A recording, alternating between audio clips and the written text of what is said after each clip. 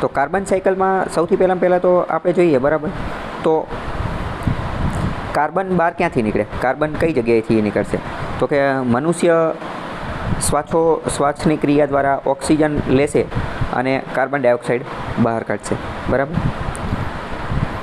Same આવી જ રીતે વનસ્પતિ જે છે એ પણ જ્યારે શ્વસન કરશે ત્યારે કાર્બન ડાયોક્સાઇડ બહાર કાઢશે, બરાબર. જેટલા પણ સજીવો પૃથ્વી ઉપર જેટલા પણ સજીવો છે એ તમામે તમામ જ્યારે શ્વસન કરશે ત્યારે ઓક્સિજન લેશે અને કાર્બન ડાયોક્સાઇડ બહાર કાઢશે. તો આવી રીતે આ કાર્બન ડાયોક્સાઇડ કેવો થયો, બહાર નીકળો. આ ઉપરાંત કાર્બન બીજો બહાર ક્યાંથી નીકળશે, તો કે fossil fuel combustion. Fossil fuel એટલે શું? ફોસિલ ફ્યુઅલને ગુજરાતીમાં કહેવાય અશ્મિજન્ય બળતણ. ગુજરાતીમાં બહુ સારો શબ્દ છે, અશ્મિજન્ય. ફોસિલનો મતલબ શું થાય? ફોસિલને ગુજરાતીમાં કહેવાય અશ્મિ. અશ્મિનો મતલબ શું? તો કે જ્યારે જીવાશ્મ, જીવ જે હોય, જીવ કોઈ પણ સજીવ એ મૃત્યુ પામી જાય, એનું ખવાણ થઈ જાય અને અંતિમ જે એનું અસ્થિઓ બચે, અંતિમ જે ટુકડા બચે એનું ખવાણ થઈ જાય અને પછી જે બચે એને જીવાશ્મ કહેવાય. એને શું કહેવાય? જીવાશ્મ. અને એમાંથી જે બળતણ બને, એમાંથી જે બળતણ ફ્યુલ બને એને આપણે ફોસિલ ફ્યુલ કહેવાય. ગુજરાતીમાં એને કહેવાય અશ્મિજન્ય બળતણ. એવું કહેવામાં આવે છે કે પૃથ્વીના પેટાળમાં આજે crude oil, petrol, diesel, natural gas, petroleum આ બધું જે મળે છે ને એ એક રીતે શું છે? ફોસિલ ફ્યુલ છે. લાખો કરોડો વર્ષો પહેલાં જે સજીવો એની અંદર દટાઈ ગયા હતા, એમના જે ફોસિલ, એમના જે જીવાશ્મ, એમના જે અશ્મિઓ, એનું કોહવાટ થઈ ગયું અને એમાંથી જે ફ્યુલ બન્યું એને ફોસિલ ફ્યુલ કહેવાય, બરાબર. અમુક શબ્દો અંગ્રેજીમાં બહુ સારા સમજાઈ જાય, અમુક શબ્દો ગુજરાતીમાં બહુ સારા સમજાઈ જાય. ફોસિલ ફ્યુલમાં સારો શબ્દ કયો છે? તો કે ગુજરાતીવાળો. કેમ? કારણ કે ફોસિલ ફ્યુલનું ગુજરાતી શું થાય? તો કે અશ્મિજન્ય બળતણ. એવું બળતણ કે જે અશ્મિમાંથી બનેલું છે. તો કે કયા અશ્મિ? તો કે લાખો કરોડો વર્ષ પહેલાં જે સજીવો દટાઈ ગયા હતા પૃથ્વીના પેટાળમાં અને એમાંથી જે બનેલા હતા એ, બરાબર. તો અશ્મિજન્ય બળતણ કયું કહેવાય? તો એક રીતે એવું કહેવાય કે જે પૃથ્વીના પેટાળમાંથી જે મળે એ બધાને અશ્મિજન્ય બળતણ જ કહેવાય. એમાં ક્રૂડ ઓઇલ આવી જાય, નેચરલ ગેસ આવી જાય, પેટ્રોલિયમ આવી જાય, પછી કોલસો પણ આવી જાય. પૃથ્વીના પેટાળમાંથી જે મળે એ બધા એને આપણે ફોસિલ ફ્યુલ કહીશું. ઓકે, ખ્યાલ આવ્યો? તો ફોસિલ ફ્યુલના બળતણ દ્વારા એને આપણે જ્યારે સળગાવશું ઇન્ડસ્ટ્રીમાં, ઉદ્યોગોમાં ને એ બધામાં, તો એની અંદરથી પણ કાર્બન નીકળશે. તો એની અંદરથી પણ શું થશે? કાર્બન નીકળશે. તો આટલી અલગ અલગ જગ્યાએથી કાર્બન નીકળશે. તો હવે સમજી ગયા, ચલો કાર્બન નીકળશે તો પછી આ કાર્બન જશે ક્યાં? તો એ કાર્બન જશે ક્યાં? તો કે વનસ્પતિ ફોટોસિન્થેસિસ, પ્રકાશ સંશ્લેષણની પ્રક્રિયા દ્વારા ખોરાક બનાવશે. પ્રકાશ સંશ્લેષણની પ્રક્રિયા દ્વારા ખોરાક બનાવશે અને આ ખોરાક બનાવવાની પ્રક્રિયામાં એ કાર્બન ડાયોક્સાઇડ અથવા કાર્બન જે છે એનો ઉપયોગ કરશે. એટલે કે એને કાર્બન જે છે એને ખોરાક બનાવવાની પ્રક્રિયામાં લઈ લેશે. એક રીતે એવું કહી શકો કે વનસ્પતિ કાર્બનને ખાઈ જાય છે. કાર્બન જે છે ને એ જ વનસ્પતિનો ખોરાક છે. કાર્બન જે છે ને એ જ વનસ્પતિનો ખોરાક છે. તો આ એક રીતે ચક્ર પૂરું થશે કે એક જગ્યાએથી કાર્બન ડાયોક્સાઇડ બહાર નીકળશે અને બીજી જગ્યાએ કાર્બન ડાયોક્સાઇડ અંદર જશે. બહાર ક્યાંથી નીકળશે? તો કે સજીવોના શ્વાસોશ્વાસમાં, જેમાં મનુષ્ય, પ્રાણીઓ તમામ આવી ગયા. ઉદ્યોગોના ને એ બધા ધુમાડામાં ને એ બધામાંથી કાર્બન બહાર નીકળશે અને આ કાર્બનને શોષવાનું કામ કોણ કરશે? તો કે વનસ્પતિ. વનસ્પતિ પોતાની ફોટોસિન્થેસિસ, પ્રકાશ સંશ્લેષણની પ્રક્રિયા જે છે એની અંદર એ ખોરાકમાં લઈ લેશે. બીજું અહીંયા હું અત્યંત મહત્ત્વની વાત કહી દઉં કે કાર્બન જે છે ને એ શક્તિ આપવાનું કામ કરે. કાર્બન જે છે ને એ શક્તિ આપવાનું કામ કરે. મનુષ્ય જે છે ને એ પણ આપણે પણ કાર્બન ખાતા જોઈએ છીએ. તમને એવું લાગે આપણે કઈ રીતે ખાતા હોઈએ છીએ?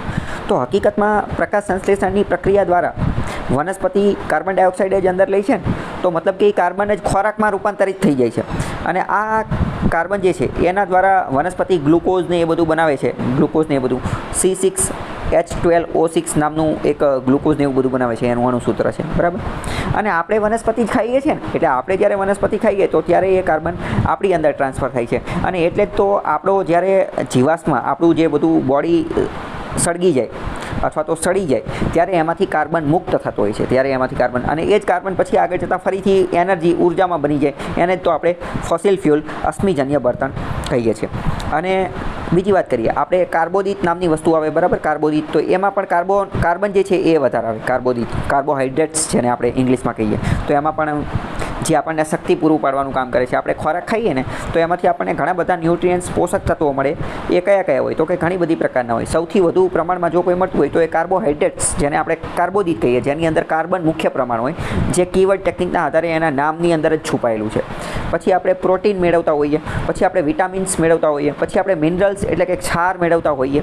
તો આ બધું આપણે ખાવામાં આવતું હોય. બરાબર. હવે તમે સમજ્યા કે મતલબ કે એક રીતે જોઈએ તો મનુષ્યના શરીરની અંદર એ કાર્બન છુપાયેલો જ છે, એની અંદર પણ કાર્બન સ્ટોર થયેલો છે. અને આ જ કાર્બન જ્યારે એનું મૃત્યુ થઈ જાય અને એનું ડિકમ્પોઝિશન ને એ બધું થાય, એનું ખવાણ ને ખનન ને એ બધું થાય, પછી એ કાર્બન જે છે એમાંથી જ શક્તિ બની જતી હોય છે, જેને આપણે ફોસિલ ફ્યુલ કહીએ છીએ. હવે સમજાણું carbon cycle? Very good question. તમારો પ્રશ્ન એવો છે કે કોઈ છે, બરાબર, સજીવ, એ મૃત્યુ પામે તો શું પછી એનું તરત ને તરત તાત્કાલિક જ તે કાર્બન રિલીઝ થઈ જાય કે પછી થોડા ટાઈમ પછી થાય? આ બહુ સારો પ્રશ્ન છે. એ આપણે સમજીએ. આ એક સાયન્સનો ટૉપિક છે. સાયન્સની અંદર, કેમિસ્ટ્રીની અંદર એક વસ્તુ આવે કે કાર્બનની હાફ લાઈફ આવે. કાર્બન જે છે એની હાફ લાઈફ આવે. પહેલાં તો હું તમને એનો જવાબ આપી દઉં કે શું તરત જ થઈ જાય? તો કે ના, તરત ન થાય. એની માટે ઘણા વર્ષો લાગે. તો કે ઘણા વર્ષો એટલે કેટલા? તો કે લાખો કરોડો વર્ષો લાગી જાય. અત્યારે આપણે આ જે ક્રૂડ ઓઇલ ને પેટ્રોલિયમ ને આ બધું જે વાપરીએ ને, એ ક્યારનું છે? તો એ તો લાખો કરોડો વર્ષ પહેલાં ડાયનાસોર ને એ બધા મર્યા હતા ને, ત્યારનું છે. બરાબર. એટલે પહેલાં ટૂંકમાં જવાબ દેવો હોય તો એ ના, એ તાત્કાલિક ન બને, એમાં ઘણા વર્ષો વાર લાગે. આની માટે કાર્બનની હાફ લાઈફ, અર્ધજીવિત અવસ્થા જે છે ને, એ ધ્યાને લેવામાં આવે. આ સાયન્સ કેમિસ્ટ્રીનો ટૉપિક છે અને એટલે જ તમે નોટ કરેલું હશે કે ઘણી બધી વાર કાર્બન ડેટિંગ પદ્ધતિ જે છે એનો ઉપયોગ કરવામાં આવતો હોય કે કોઈ પણ વસ્તુ કેટલી જૂની છે ને એ ચેક કરવા માટે કાર્બન ડેટિંગ પદ્ધતિનો ઉપયોગ કરવામાં આવતો હોય છે. તો એ પદ્ધતિ આની હારે જ લેવા દેવા છે કે ફોર એક્ઝામ્પલ માની લો કે કોઈ એક બોડી મળ્યું, તો એ બોડીની અંદરથી કાર્બનનું કેટલું ખવાણ થયેલું છે, એના આધારે એનો અંદાજ લગાવવામાં આવે કે ફોર એક્ઝામ્પલ સમજો કે એની અંદર 10% કાર્બનનું ખવાણ થયેલું છે, તો કે 10% કાર્બનનું ખવાણ થતાં તો 5 વર્ષ લાગવા જોઈએ અથવા 25 વર્ષ લાગવા જોઈએ. તો એના આધારે એ આખો પતો લગાવે કે ભાઈ આ આટલું જૂનું હોવું જોઈએ, કે આની અંદર તો તમામ કાર્બનનું ખવાણ થઈ ગયું છે. બરાબર. આનો એક નિશ્ચિત ટાઈમ હોય. વૈજ્ઞાનિકોએ એ પતો લગાવેલો છે કે કાર્બનની હાફ લાઈફ કેટલી છે, અર્ધજીવિત લાઈફ. બરાબર. તો એમને એ વર્ષ ખબર હોય કે હાફ લાઈફ એની માની લો કે 10 વર્ષ, 20 વર્ષ, 50 વર્ષ છે. તો કોઈ પણ સજીવની અંદર કેટલું ખવાણ થયું, કેટલો કાર્બન વાતાવરણમાં મુક્ત થયેલો છે. કોઈ પણ ડેડ બોડી જે છે એ મૃત્યુ પામી ગયું તો તરત ને તરત તાત્કાલિક કંઈ 100% કાર્બન વાતાવરણમાં રિલીઝ નહીં થાય, ધીમે ધીમે થશે ને. તો માની લો કે 10% કાર્બન રિલીઝ થઈ ગયો, તો એની હાફ લાઈફ, એની અર્ધજીવિત અવસ્થાના આધારે એ પતો લગાવે. એટલે હવે તમે ખ્યાલ આવ્યા કે એક રીતે જે કાર્બન ડેટિંગ પદ્ધતિથી જે કેટલું જૂનું છે એ પણ આની હારે જ લેવા દેવા છે. સમજાણું કે ન સમજાણું? પહેલું તો સ્માર્ટ સિટી મિશનવાળો છે. તો સ્માર્ટ સિટી મિશન જે તે સમયે લોન્ચ કરેલું હતું અને એના કયા મુખ્ય તત્વો છે, તો એ તત્વો તમારે એકવાર વાંચી લેવાના, એની ઉપરથી પ્રશ્ન પૂછાઈ જાય.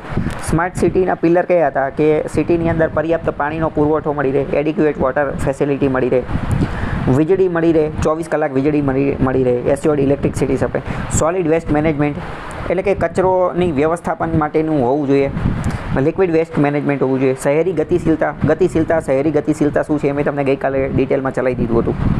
પબ્લિક ટ્રાન્સપોર્ટ, એમાં તો મેટ્રો ને રેલ, રિક્ષા, રેપિડો ને એ બધું અત્યારે તો આવી ગયું છે, તો એ બધી વાત કરે છે. ઓકે, તો એ બધા તમે એકવાર વાંચી લેજો. આપણે ડાયરેક્ટ આગળનો ક્વેશ્ચન જોઈએ. ચલો, હવે આપણે સૌથી પહેલાં સમજવાની કોશિશ કરીશું કે પર્યાવરણના ક્ષેત્રમાં કઈ કોન્ફરન્સ થઈ છે, કયા પ્રોગ્રામ ને સમિટ ને આ બધું થઈ ગયું છે, એને થોડું ટાઈમલાઈન અનુસાર આપણે સમજવાની કોશિશ કરીશું. જોકે ઓલરેડી ઓલો એક વિડીયો, જે પહેલો જ વિડીયો મેં તમને મોકલેલો છે, એની અંદર ઘણું બધું મેં સમજાવેલું જ છે, પણ આમાં આપણે એની કરતાં થોડુંક નેક્સ્ટ લેવલનું થોડું વધારાનું સમજીશું. બરાબર. એમાં ઘણા બધા કોન્ફરન્સને કવર કરેલું જ છે. તો પહેલાં તો વાત કરીએ, મેં તમને ગઈકાલે જ સમજાવી દીધું હતું કે ઇન્ડસ્ટ્રીયલાઇઝેશન સૌથી પહેલાં બ્રિટનમાં થયું હતું. ઔદ્યોગિકીકરણ બ્રિટનમાં થયું, પછી ધીમે ધીમે જર્મનીમાં, ફ્રાન્સમાં, સમગ્ર યુરોપની અંદર ફેલાઈ ગયું, અમેરિકામાં આ બધે ફેલાઈ ગયું. ક્યારે? તો કે 17મી, 18મી, 19મી સદીની આજુબાજુ. તો પછી 1950ની આજુબાજુનો સમય આવ્યો તો બધાની આંખો ઉઘડી ગઈ અને કીધું કે હવે ભાઈ આપણે કંઈક પર્યાવરણ માટે કંઈક કરવું પડશે. આપણે જોયું હતું કે બ્રુટન લેન્ડ રિપોર્ટ રજૂ કરવામાં આવેલો હતો, જેનું નામ હતું અવર કોમન ફ્યુચર, OCF. આવો રિપોર્ટ રજૂ કરેલો હતો. તો આવા અલગ અલગ પગલાં લીધેલા હતા. તો 1950 પછી કયા પગલાં લીધા એ બધા આપણે જોઈએ. તો 1951માં પહેલાં તો IUCN બનાવી દીધું. IUCN શું છે? તો કે International union for conservation of Nature, flora and fauna. Flora એટલે શું? તો કે ફ્લોરા એટલે વનસ્પતિ, અને ફૌના એટલે શું? તો કે ફૌના એટલે પ્રાણીઓ. કઈ રીતે યાદ રાખી શકાય? તો કે ફ્લોરામાં 3 શબ્દ છે અને વનસ્પતિમાં પણ વધારે શબ્દ છે. અને ફૌના એટલે શું? તો કે ફૌનામાં 2 જ શબ્દ છે અને પ્રાણીઓ એમાં પણ 2 જ શબ્દ છે. પ્રાણી એમાં 2 જ શબ્દ છે. તો 2 એવી રીતે યાદ રાખી લેવાનું, બરાબર. તો પહેલું 1951માં IUCN international union for conservation of nature, પર્યાવરણના સંરક્ષણ માટે, નેચર કુદરતના સંરક્ષણ માટે આવું એક બનાવ્યું કે જેમાં ગ્લોબલ કોઓપરેશન કરવામાં આવશે. પછી 1968ની અંદર યુનેસ્કો નામની બોડી ઓલરેડી હતી જ તે. યુનેસ્કોની અંતર્ગત એક બીજો પ્રોગ્રામ ચાલુ કર્યો, MEB પ્રોગ્રામ, MAB. તો કે મેન એન્ડ બાયોસ્ફિયર રિઝર્વ, એટલે કે મનુષ્ય અને જે બાયોસ્ફિયર જે છે, જેટલા પણ બાયોસ્ફિયર, એનો આપણે વ્યવસ્થિત ઉપયોગ કરીશું, કન્ઝર્વેશન કરીશું, એ બધું કામ કરીશું, એ બનાવ્યું. પછી શું કર્યું? તો કે 1970ની અંદર બીજી બધી વાતો કરી કે હજી આપણે પર્યાવરણ માટે કંઈક કામ કરવું જોઈએ. એટલે એક રીતે જોઈએ ને, જો સૌથી પહેલું કોઈ પગલું લીધેલું હોય તો એ 1972માં લીધું. 1972માં પહેલી વાર કોઈ પગલું લીધું. કયું? તો કે 1972માં પહેલી વાર યુનાઇટેડ નેશન્સ, સંયુક્ત રાષ્ટ્રના જેટલા પણ દેશો હતા ને એ બધા ભેગા થયા. કઈ જગ્યાએ? તો કે સ્ટોકહોમ ખાતે. સ્ટોકહોમ નામનું શહેર જે છે ત્યાં ભેગા થયા, સ્ટોકહોમની અંદર. અને ત્યાં જઈ અને Stockholm conference on human environment, પર્યાવરણને બચાવવા માટેની એક સમિટનું આયોજન કર્યું. એટલે કે આડાઅવળા છૂટાછવાયા ઘણા પ્રયત્નો કર્યા હતા, પણ સૌથી પહેલું જો મેજર પ્રયત્ન કોઈ કર્યો હોય ને તો એને આપણે કહી શકીએ 1972. એને સ્ટોકહોમ કોન્ફરન્સ તરીકે ઓળખવામાં આવે છે. પ્રશ્ન વારંવાર પૂછાઈ જશે કે સ્ટોકહોમ કોન્ફરન્સ ક્યાં થઈ હતી, ક્યારે થઈ હતી? તો કે 1972માં થયેલી હતી. બીજું એ કે એની અંદરથી પરિણામ ઘણા સારા મળ્યા હતા. અને આ એવા પરિણામ હતા કે, અથવા તો એવી બાબતો હતી કે એની અંદર જે સંસ્થા બની હતી, ઇન્સ્ટિટ્યુશન બન્યા હતા, જેણે ભવિષ્ય માટે સારા રસ્તા, માર્ગ કંડારવા માટેનું કાર્ય પણ કરેલું હતું. તો શું હતું એ જોઈએ. તો first major United Nations conference, તો કે પર્યાવરણ માટે યુનાઇટેડ નેશન્સના જે 193 દેશ હતા એમાંથી મોટા ભાગના એની અંદર ભાગ લીધો હતો. એટલે યુનાઇટેડ નેશન્સ જો કોઈની અંદર ભાગ લે છે તો એ અત્યંત મહત્ત્વનું બની જાય. કેમ? કારણ કે ઓલમોસ્ટ વિશ્વના બધા દેશો એની સાથે જોડાયેલા છે એવું કહી શકાય. આની અંતર્ગત 26 સિદ્ધાંતો નક્કી કરવામાં આવેલા હતા અને એને સ્ટોકહોમ ડિક્લેરેશન કહેવામાં આવે છે. અને આજે 1972નું સ્ટોકહોમ કોન્ફરન્સ થઈને એના પરિણામ સ્વરૂપે જ તે યુનેપ બનાવવામાં આવ્યું. યુનેપ શું છે? તો કે યુનાઇટેડ નેશન્સ એન્વાયરમેન્ટલ પ્રોગ્રામ. આ યુનાઇટેડ નેશન્સની જ એક બોડી છે, સંયુક્ત રાષ્ટ્રની અંતર્ગત જ કામ કરે છે, જે પર્યાવરણને લગતા તમામ પ્રોગ્રામનું એનું ધ્યાન રાખે છે. અને એનું હેડક્વાર્ટર બનાવ્યું નાયરોબી. પ્રશ્ન વારંવાર પૂછાતો હોય કે યુનેપનું હેડક્વાર્ટર ક્યાં છે? તો કે કેન્યાના નાયરોબીની અંદર. આફ્રિકા નામનો ખંડ છે. આફ્રિકા ખંડની અંદર કેન્યા નામનો દેશ છે અને આ નાયરોબી નામનું શહેર છે. એ જગ્યાએ જે છે એ આ બનાવવામાં આવેલું છે. નાયરોબીની અંદર ઘણા ગુજરાતીઓ પણ રહેતા હોય છે. તો અહીંયા યુનેપનું બનાવ્યું હેડક્વાર્ટર. પ્રશ્ન પૂછાઈ જશે કે યુનેપનું હેડક્વાર્ટર ક્યાં છે? યુનેપ ક્યારે બનાવ્યું? તો કે સ્ટોકહોમ કોન્ફરન્સ 1972 અંતર્ગત. અને આની અંતર્ગત જ તે નક્કી કરવામાં આવ્યું કે 5મી જૂન જે છે ને એને આપણે વિશ્વ પર્યાવરણ દિવસ, વર્લ્ડ એન્વાયરમેન્ટ ડે જે છે એની અંતર્ગત આપણે એની ઉજવણી કરીશું, બરાબર. અને એની પછી એ પણ નક્કી કર્યું કે આપણે જે છે ને એ વર્લ્ડ ક્લાઇમેટ કોન્ફરન્સનું આયોજન કરશું. દર થોડા ટાઈમે જે છે ને એ વર્લ્ડ એન્વાયરમેન્ટલ કોન્ફરન્સનું એનું આયોજન કરશું. અને પછી તો 1979માં એ બધામાં આયોજન ને એ બધું કરતા હતા, પણ પછી બીજું એટલું બધું કોઈ ખાસ કામ થયું નહીં. પછી ડાયરેક્ટ 1987માં બ્રુટન લેન્ડ રિપોર્ટ અવર કોમન ફ્યુચર આપણે જે વાત કરેલી હતી એ રજૂ કર્યો હતો, બરાબર. પછી વાત કરીએ તો 1972માં આ બધી ઘટના થયેલી હતી ને 1972માં, એના 20 વર્ષ પછી એટલે કે ક્યારે 20 વર્ષ ક્યારે થાય? તો કે 1992માં એનું ફરીથી આયોજન થયું. એ કઈ જગ્યાએ થયું? તો કે રિયોની અંદર. અને એને રિયો અર્થ સમિટ કહેવામાં આવે છે. એના અલગ અલગ નામ છે. રિયો સમિટ પણ કહી દે, અર્થ સમિટ પણ કહી દે, એજન્ડા 21 સમિટ પણ કહી દે. બધાનું એક જ નામ છે જે 1992માં થઈ હતી એ. અને એની અંતર્ગત એજન્ડા 21 નક્કી કર્યું, રિયો ડિક્લેરેશન કર્યું. અને એની અંતર્ગત જ તે 2 અત્યંત મહત્ત્વની ઘટના કરવામાં આવી. કઈ? તો કે UNFCCC અથવા તો UNFCCC એ બનાવવામાં આવ્યું. UNFCCC શું છે? તો કે united nations framework to combat climate change. Climate change માટેનું આ એક ઘટના જે છે એ બનાવવામાં આવી. અને એક બીજું બનાવ્યું UNCBD, બાયોડાયવર્સિટી માટે, United Nations conservation for biodiversity. બાયોડાયવર્સિટીના કન્ઝર્વેશન માટે આ બને. તો આ તમને ખબર હોવી જોઈએ. પ્રશ્ન શું પૂછે કે યુનેપ ક્યારે બન્યું? તો કે એ તો સ્ટોકહોમ કોન્ફરન્સમાં બન્યું, બરાબર. પર્યાવરણ દિવસ નાયરોબી એ 1972માં. સ્ટોકહોમની અંદર બન્યું. પ્રશ્ન પૂછે કે રિયો અર્થ સમિટના પરિણામ સ્વરૂપે શું બન્યું, તો એના પરિણામ સ્વરૂપે UNFCCC UNFCCC બન્યું અને UNCBD બન્યું, UNCBD, બરાબર. તો આવા પ્રશ્ન પૂછાશે. એની પછી 1997માં આ UNFCCC જે બનાવ્યું હતું ને રિયો 1992ની અંદર, એ UNFCCCની બેઠક થઈ 1997માં અને એની અંતર્ગત ક્યોટો પ્રોટોકોલ લાયા. ક્યોટો પ્રોટોકોલ જાપાનના ક્યોટો શહેરની અંદર ભેગા થયા અને ક્યોટો પ્રોટોકોલ લાયા. ક્યોટો પ્રોટોકોલ શું હતો, તો એ સમગ્ર વિશ્વની અંદર જે GHG ગ્રીન હાઉસ ગેસ જે છે ને, ગ્રીન હાઉસ ગેસ એને ઘટાડવા માટેની એક નક્કી કર્યું, એક ટાર્ગેટ નક્કી કર્યું કે આપણે ગ્રીન હાઉસ ગેસ જે છે ને એનું એમિશન, એનું ઉત્સર્જન જે છે એ ઘટાડી દઈશું, બરાબર. તો એ તમને ખ્યાલ હોવી જોઈએ. પછી વર્ષ 2000ની અંદર શું આવ્યું, તો કે વર્ષ 2000ની અંદર આવ્યા MDG એટલે કે મિલેનિયમ ડેવલપમેન્ટ ગોલ. આ જે SDG છે ને, સસ્ટેનેબલ ડેવલપમેન્ટ ગોલ, એ 2015ની અંદર આવ્યા પેરિસ એગ્રીમેન્ટની અંદર. પેરિસ એગ્રીમેન્ટની અંદર 2015ની અંદર આવ્યા. આ બધા ગોલ જે છે ને એ 15 વર્ષ માટે હોય. તો 2015માં આવ્યા તો એનો ટાર્ગેટ કયો હશે, તો કે 15 વર્ષનો. એટલે કે એ 15 વર્ષ ક્યારે પૂરા થાય, તો કે 2030ની અંદર. 2030ની અંદર. તો આ જે SDG આવ્યા ને એની પહેલાં કયા હતા, તો કે એની પહેલાં વર્ષ 2000ની અંદર હતા MDG મિલેનિયમ ડેવલપમેન્ટ ગોલ. એ પૂરા થઈ ગયા. કેમ પૂરા થઈ ગયા, કારણ કે 2000માં ચાલુ થયા તો 15 વર્ષે પૂરા થઈ, 2015માં પૂરા થઈ ગયા અને 2015થી 2030 સુધી SDG આવ્યા, બરાબર. આ બીજા અમુક આપેલા છે, એટલા બધા કામના નથી, એ તમે તમારી રીતે વાંચી લેજો. પછી 2012ની અંદર શું થયું, તો કે જો પહેલાં સમજવાનું, દર 20 વર્ષે આ લોકો કંઈક નવું કરે, દર 20 વર્ષે કંઈક નવું કરે. તો કે પહેલાં 1972માં સ્ટોકહોમ કન્વેન્શન કર્યું, 1992ની અંદર અર્થ સમિટ કરી, રિયો સમિટ કરી અને 1992 પછી ક્યારે થાય, તો કે 20 વર્ષ, તો કે એ થાય 2012ની અંદર. તો 2012ની અંદર Rio+20 કર્યું, Rio+20.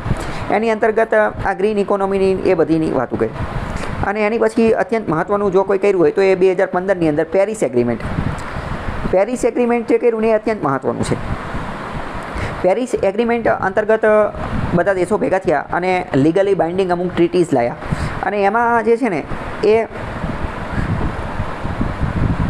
CBDT લાયા, કોમન બટ ડિફરન્શિયલ ટ્રીટીઝ એવું લાયા. એટલે કે એમાં એવું નક્કી કર્યું કે બધા દેશ જે છે ને એ પોતપોતાની ક્ષમતા અનુસાર ક્લાઇમેટ ચેન્જ સામે લડવા માટે પ્રયાસ કરશે. એટલે કે અમુક મોટો દેશ હોય તો એ મોટો પ્રયાસ કરશે, અમુક નાનો દેશ હોય તો એ નાનો પ્રયાસ કરશે. તો આ બધું ક્યારે થયું, એ પેરિસ એગ્રીમેન્ટની અંદર અને SDG ગોલ જે છે એ પણ એની અંદર જ લાયા, બરાબર. પછી તો હવે જો લગાતાર આ બધી સમિટને એ બધું થતું રહે એ હવે તમારે જોવાનું. તો હવે આ બધી સમિટ રહી એ કોની અંતર્ગત થતી હોય, કાં તો એ UNEP અંતર્ગત થતી હોય અથવા UNFCCC અંતર્ગત થતી હોય. તો આવી અલગ અલગ અંતર્ગત થતી હોય. હવે આ બધું ચલાવ્યું ને આમાં તમારે શું યાદ રાખવાનું છે, આ બધું બહુ કન્ફ્યુઝનવાળું છે, બરાબર. તમારે શું યાદ રાખવાનું એ હું તમને અત્યારે ફરીથી રિપીટ કરી દઉં. હકીકતમાં તો બધું યાદ રાખવાનું જ છે, પણ સૌથી વધારે મોસ્ટ ઇમ્પોર્ટન્ટ કયું યાદ રાખવાનું એ હું તમને કહી દઉં. તો કે પહેલાં 1951માં IUCN બનાવ્યું એ, 1978માં યુનેસ્કો અંતર્ગત MEB programme, MAB man and biosphere reserve બનાવ્યો એ, 1972ની અંદર સ્ટોકહોમ કન્વેન્શન થયું હતું અને સ્ટોકહોમ કન્વેન્શન જે છે એની અંતર્ગત શું બન્યું, તો કે એની અંતર્ગત UNEP બન્યું, યુનાઇટેડ નેશન્સ એન્વાયરમેન્ટ પ્રોગ્રામ બન્યો અને એની અંતર્ગત પર્યાવરણ દિવસ ઉજવવાની શરૂઆત કરી અને આ યુનેપનું હેડક્વાર્ટર આફ્રિકા ખંડના કેન્યાના નાયરોબીની અંતર્ગત રાખવામાં આવ્યું, બરાબર. એની પછી બીજું અત્યંત મહત્ત્વનું જે યાદ રાખવાનું હોય તો એ 1987નો જે અવર કોમન ફ્યુચર જે છે એને યાદ રાખવાનું. કેમ? કારણ કે અવર કોમન ફ્યુચરની અંદર જ તે પ્રથમવાર સસ્ટેનેબલ ડેવલપમેન્ટની ડેફિનેશન, વ્યાખ્યા જે છે એ આપવામાં આવેલી હતી એટલે, બરાબર. પછી વાત કરીએ તો 1992ની અંદર રિયો સમિટ થયું, અર્થ સમિટ થયું અને એના પરિણામ સ્વરૂપે 3 ઘટના બની. એક તો એજન્ડા 21 આવ્યો, એક તો UNFCCC બનાવ્યું અને UNCBD એટલે કે બાયોડાયવર્સિટી માટે અને ક્લાઇમેટ ચેન્જ માટેની ઘટના જે છે એ બનાવી. બસ તમારે આટલું યાદ રાખવાનું. પછી તો 2015માં પેરિસ સમિટ થયું અને MDG મિલેનિયમ ડેવલપમેન્ટ ગોલ ખાલી આવ્યા અને પતી ગયા, બસ. એમાં હવે એ બહુ કંઈ પૂછાય નહીં, કેમ? કારણ કે હવે તો SDG ચાલુ થઈ ગયું છે એટલે, ઓકે. તો આટલું તમારે યાદ રાખવાનું છે અને આના આધારે હવે કરંટમાં જે આવતું હોય એ તમારે જોતું રહેવાનું, બરાબર. બીજું એક અત્યંત મહત્ત્વનું હોય ને તો એ છે 1988ની અંદર એક IPCC નામની બોડી બનાવી હતી. 1988ની અંદર IPCC એ પણ અત્યંત મહત્ત્વની બોડી છે. એનું નામ છે Intergovernmental Panel on Climate Change. Intergovernmental Panel on Climate Change એ કોણે બનાવી હતી, તો કે WMO અને UNEP ભેગા થઈને બનાવી હતી. WMO અને UNEP જે છે એ બંને ભેગા થઈને બનાવેલી હતી, બરાબર. તો આ તમને ખ્યાલ હોવો જોઈએ. હવે એક બીજી અત્યંત મહત્ત્વની બોડી જે બનાવી હતી UNCED, United Nations conference on environment development. કે જે રિયોની અંદર થયેલી હતી, આપણે જોયું રિયોની અંદર. તો એની અંતર્ગત 27 પ્રિન્સિપાલને મેં તમને કીધું એજન્ડા 21 ને લાવ્યું. અને આ જે રિયો કોન્ફરન્સ થઈ હતી ને એમાં 3 અત્યંત મહત્ત્વની બાબત આવેલી હતી. એક તો UNFCCC, UNCBD અને UNCCD. મોસ્ટ ઇમ્પોર્ટન્ટ આ પ્રશ્ન વારંવાર પૂછાશે.